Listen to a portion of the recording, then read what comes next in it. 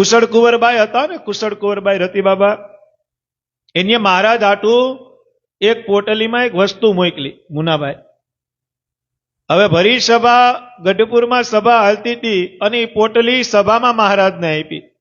અને મહારાજનો એવો નિયમ હતો કે ચાલુ સભામાં આપણે જેને ઇંગ્લિશમાં એમ કે ડિસ્ટર્બ, એ ભગવાનને બહુ ગમતું. ચાલુ કથામાં કોઈ વાતું કરે એ ભગવાનને ગમતું. આપને તો અત્યારે સગવડિયો ધર્મ છે એટલે બધું ગમાડવું પડે એમ છે, બાકી દુઃખ લાગી જાય. કોઈ ચાર હરિભક્તો વાતું કરતા ને સભા હાલતા ને એમ કહો ભાઈ વાતું ન કરો તો સત્સંગમાંથી પડી જાય. અત્યારે તો આ કહેવાય ને સ્પીડલી યુગ આવેલો છે. કેવો આવેલો છે? પણ ભગવાન સ્વામિનારાયણ જ્યારે કથા હાલતી હોય, પ્રાગજી પુરાણ કરતા હોય, કોઈ બ્રહ્મચારી કરતા હોય, નિત્યાનંદ સ્વામી કરતા હોય, ત્યારે કથામાં માત્ર વક્તાનો અવાજ આવતો હોય, ટાચણી પડે અને અવાજ આવે, એટલી મર્યાદાથી. અને હું ખરેખર ઘણી વખત મેં સભામાં કીધું, જ્યારે મોટી કથામાં જાય, આપણે અડધી કથામાં ગયા હોય તો પછી જ્યાં જગ્યા મળે ત્યાં બેસી જવાનું હોય.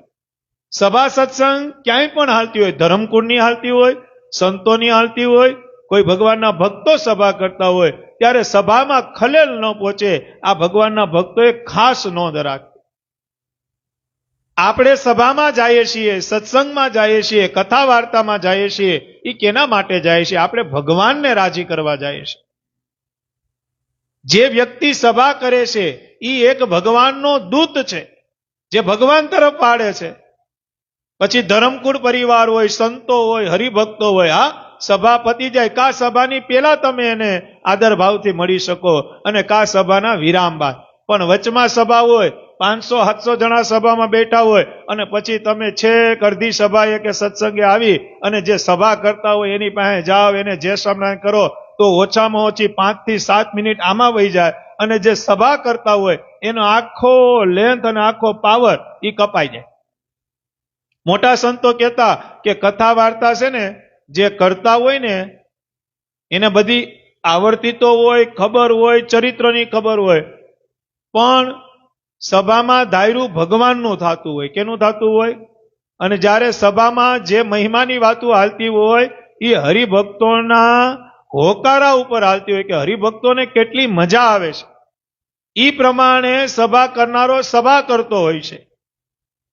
તમને અડધી કલાક ભગવાનની વાતો કરી તો મોઢું જ ન હલાવો, અત્યારની વાત કરું, તો મોઢું જ ન હલાવો તો પછી સભા કરનારો ઢીલો પડી જાય. પણ તમે વાતે વાતમાં હોકારો આપતા હોય, ક્યાંય એવી ભગવાનની મહિમાની વાત થાય, ત્યાં કોઈ તાલીનો અવાજ આવતો હોય કે હરે હરે ભગવાન સ્વામિનારાયણ પોતે કાંઈ એવી વાત આવે એટલે ભગવાન સ્વામિનારાયણ હરે હરે કરતા. શું કરતા? હરે હરે. એટલે કે એ વાતનું સન્માન કરતા. હું તમને સન્માન કરવાનું નથી કહેતો, પણ જાગતા રહેવાનું કહું છું. હું રહું છું કે ભગવાનના મંદિરે ગયા હોય, સત્સંગ સભામાં ગયા હોય ત્યારે એવી મર્યાદા હોવી જોઈએ કે સભામાં બેસનારા, સભા કરનારાને કોઈ જાતની ખલેલ ન થાય. બસ ભગવાનને રાજી કરવા છે.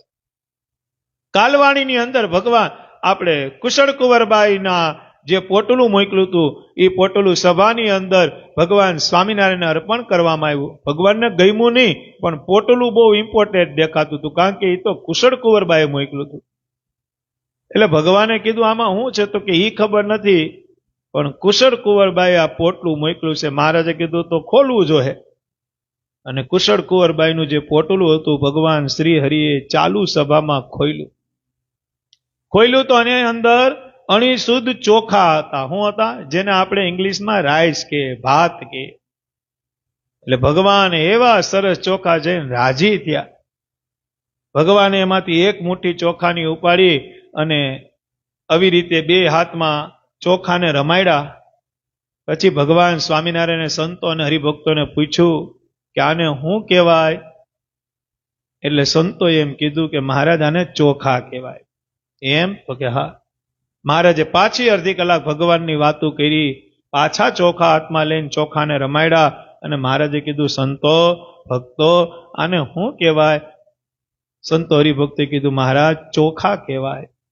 મહારાજે પાછી અડધી પોણી કલાક સત્સંગની વાતો કરી અને ચોખા હાથમાં લઈ અને ચોખાને રમાડ્યા મહારાજે કીધું સંતો ભક્તો આને શું કહેવાય? ત્યારે સુરા ખાચરે કીધું કે ભણે ભણે મહારાજ, એક વાર પૂછો તોય ચોખા કહેવાય, 3 વાર પૂછો તોય ચોખા કહેવાય ને 17 વાર પૂછો તો ચોખા જ કહેવાય. પણ પૂછવાનું કારણ શું છે?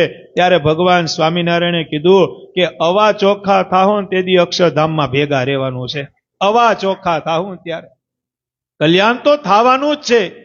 ભગવાન સ્વામિનારાયણના પ્રસાદ લીધા છે, ભગવાન સ્વામિનારાયણના મંદિરના ઉત્સવ સમયમાં ભાગ લીધો છે, ભગવાન સ્વામિનારાયણ અર્થે તન મન ધન વાપર્યું છે. કલ્યાણ તો અવશ્ય થવાનું છે. પણ જ્યાં સુધી આજ્ઞા અને ઉપાસનામાં ફેર છે, ધર્મ નિયમમાં ફેર છે, ભગવાનની નિષ્ઠામાં ફેર છે, મૂળ સંપ્રદાયના આશ્રામાં ફેર છે, તો મોક્ષમાં ખામી ખામી ને ખામી છે. આ લાલજી મહારાજના શબ્દ છે, ભગવાન સ્વામિનારાયણના શબ્દ છે. માટે વિશેષે કરી જેમ બને એમ આપણે ધર્મમાં રહેવું, જેમ બને એમ વિશેષ ભક્તિ કરવી અને ખાસ આજ્ઞા અને ઉપાસના ભગવાનની બરોબર પાડવી. આપણે ઠાકોરજીને રાજી કરવા છે.